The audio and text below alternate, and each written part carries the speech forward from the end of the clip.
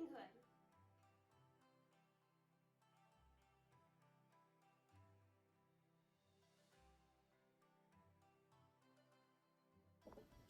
Ninja Red Riding Hood by Corey Rosen Schwartz, illustrated by Dan Santat.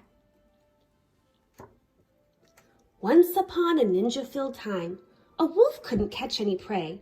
He kept getting licked by the dinner he picked. He was growing more ticked by the day. His belly was aching for bacon. "I'm wasting away," he complained. To huff and to puff was no longer enough, so he snuck into school to be trained. He practiced his katas for hours and mastered the whirlwind and wheel. He jackknifed and flipped, and at last he felt equipped to once again catch a good meal. Drooling with anticipation, he set off in search of some meat. While deep in the wood, he met Riding Hood. "I'm bringing my grandma a treat." The wolf licked his chops when he saw her and hastily thought up a plan. "There are blossoms that way. You could pick a bouquet to give to your little old gran." Then the wolf took a shortcut to Grandma's, where he thought that he'd find her in bed. But Granny was gone, so he put her robe on and eagerly waited for Red. Soon after, he heard someone knocking. He called out, "My dear, come on in. Oh, don't you look good in your lovely red hood? But a shame that you've gotten so thin." Little Red took a look at her granny and said, "What on earth did you do? I could swear that your eyes have completely changed size. Hey, Gran, are you sure that is you?" "Of course it's me, my sweet darling. The better to see you, my dear. And your ears are so long. Something really seems wrong. Oh, my girl, all the better to hear." "And those biceps, my gosh, they look massive. And your triceps and delts are immense." "The better for hugging," her grandma said, shrugging.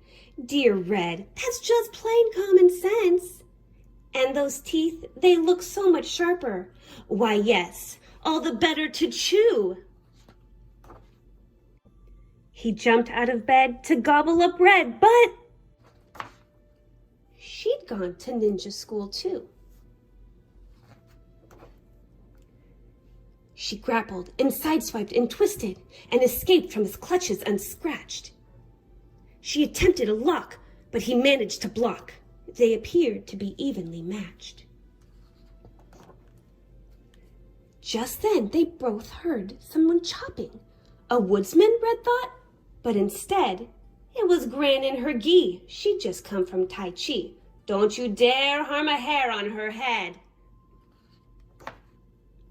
The wolf took a swing at that instant, but Red deftly dodged the attack.